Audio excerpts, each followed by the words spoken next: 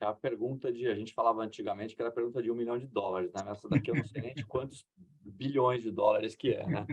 Mas acho que, sem dúvida, acho que o caminho, e até vou só puxar um gancho com o que o Paulo falou, da questão de que o professor Dinamarco trazia do exame do DNA. O contraponto disso na época era o entendimento de alguns outros, que tinha um professor, que era, inclusive foi meu orientador, José Inácio Botelho de Mesquita, que ele falava o seguinte: ele falava que o interesse do Estado verdadeiro era dar uma resposta ao jurisdicionado. A partir do momento que o Estado desse aquela resposta e adquirissem a força da coisa jogada, nada mais podia mudar, que era muito mais importante que o Estado atribuísse um pai, não necessariamente o certo. Porque era uma visão que se tinha de que você tinha que dar aquela resposta e o Estado cumpriu a função. Então, não deveria ficar revendo isso a todo momento. Claro, o exemplo do DNA mostra que você tem a verdade absoluta ali e, claro, faz a gente repensar tudo isso. Agora, o que você mencionou, Juliana, acho que é isso. Acho que o caminho é esse. O caminho é daquele momento que a gente saiu daquela necessidade de pacificação meramente para uma necessidade de buscar uma orientação geral que se aplique para todos. Agora, tem um meio do caminho aí, que são aqueles que obtiveram determinada proteção e que, para aqueles, a decisão do Supremo tem que ter, e aí a discussão, tem que ter ou não uma aplicação imediata, ou tem alguma salvaguarda aí de que, em relação àquilo, tem que se ter uma verificação do que o precedente individual tem de relação com a decisão do Supremo e como ajustar isso.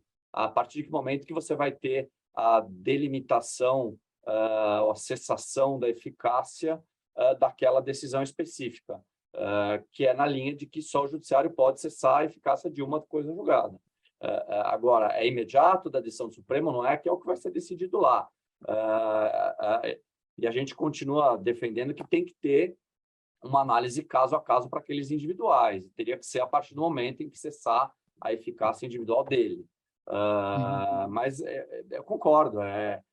Claro que a gente está indo por um caminho de valores diferentes.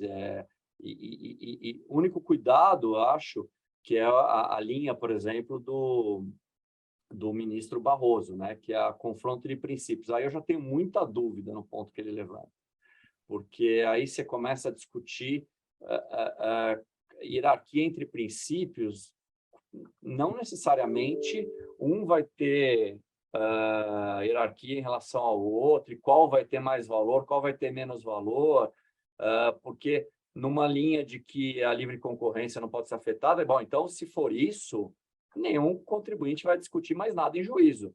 Ter uma liminar para quê? Para não pagar um tributo, mas ele vai estar em vantagem em relação a todos os demais. Então, acho que é só esses cuidados que eu acho que a gente vai ter que ter. Eu fico um pouco preocupado com a linha do voto que se encaminhou do ministro Barroso, porque acho que é uma arma contra o próprio processo, contra as garantias que ele pode, que o jurisdicionado tem direito. Até onde ele vai poder, então? Então, se a gente for definir tudo antes, então o Supremo, aprovado uma lei, o Supremo já tem que dizer se ela é constitucional ou não, imediatamente. Então, a gente cria uma ação direta de constitucionalidade imediata. Foi publicada a lei, vamos lá para o Supremo, já tudo. O Supremo tem que dizer, o que pode criar também um grande problema, porque a gente já tem a impressão de que o Supremo já está dizendo demais, né? Se tiver isso, então, é quase como não ter o legislativo, como que fica a função do legislativo? Então, eu concordo com você, acho que tem que é um pouco, acho que a finalidade do que vai acontecer nesses dois temas lá no Supremo, que é colocar no trilho. Agora, acho que ainda não sabemos de que forma que isso vai caminhar.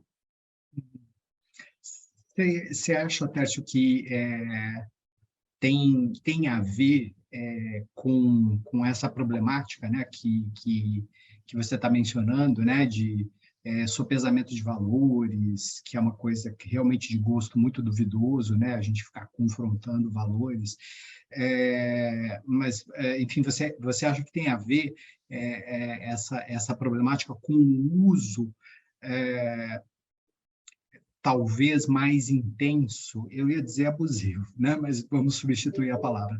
O uso mais intenso que a gente vê modernamente da modulação, eu fico com essa impressão assim, que a modulação começou a ser usada com muito mais intensidade,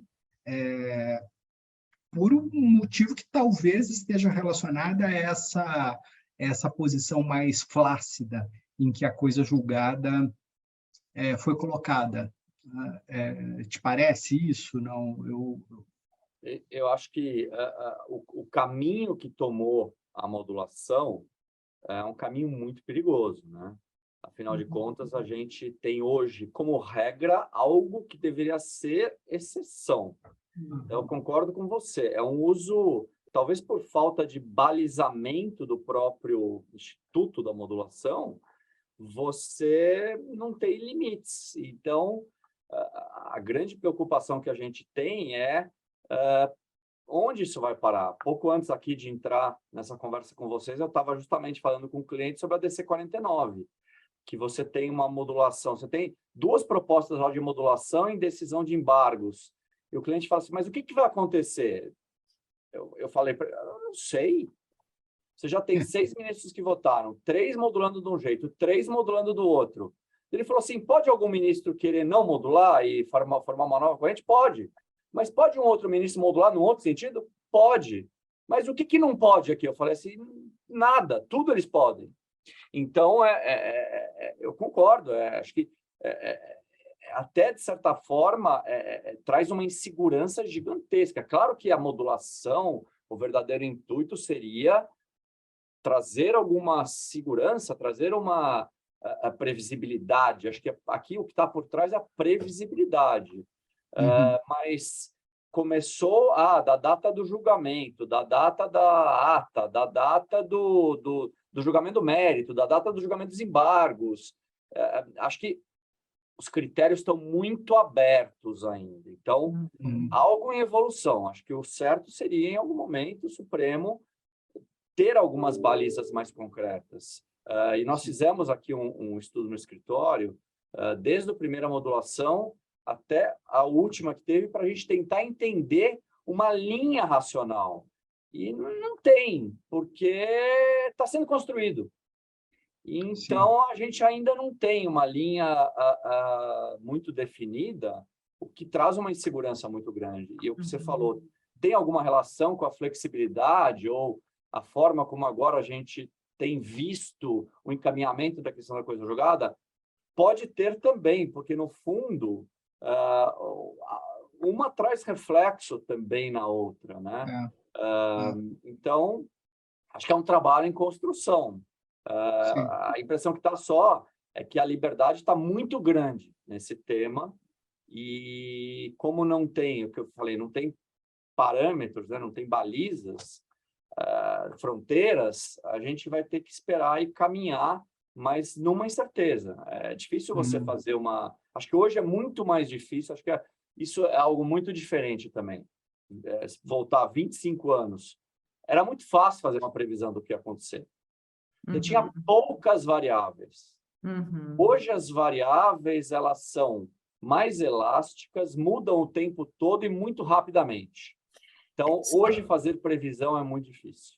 Só para pegar um gancho do que você falou lá atrás, você falou antigamente, a gente queria simplesmente encerrar uma tese tributária, encerrar uma discussão.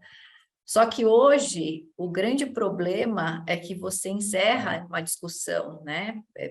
Por uma decisão do Supremo, por exemplo, então você encerra, aí você tem aquela pacificação, mas começam os problemas gerados a partir disso. A gente não tinha tão visivelmente esses filhotes que brotavam de uma suposta pacificação, né? Porque se pacificava, mas os problemas começaram a ser gerados infinitamente.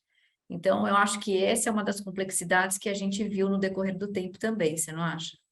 Eu acho, e é o que você falou, dos filhotes, né? Os contornos da decisão, o que está na decisão, o que não está. E a linguagem é inexata.